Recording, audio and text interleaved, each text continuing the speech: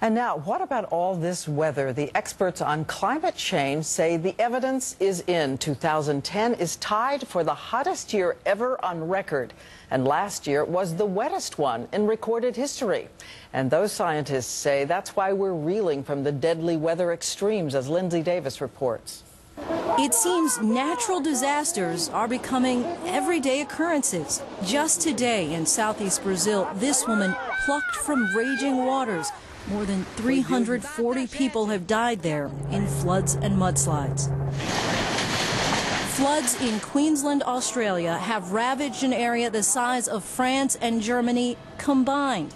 Many residents are being rescued from rooftops, and for some, the only way home is by boat. Things are pretty devastating. Officials in Sri Lanka say flooding there has affected more than 1 million people. We are measuring certain types of extreme events that we would expect to see more often in a warming world, and these are indeed increasing. Many scientists say global warming is responsible for the sudden force behind the forces of nature.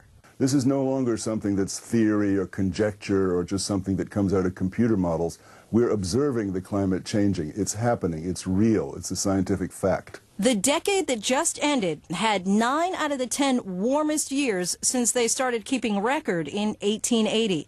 Scientists say that means more moisture in the air, contributing to torrential, flooding rains around the world. And here in America, that means snow. Lots of it. During yesterday's snowstorm, both in Hartford, Connecticut and Albany, New York, they set records for snowfall in a single day. If left unchecked, climate warming will continue. And so the things that we're having hints now, foretastes of now, will become stronger.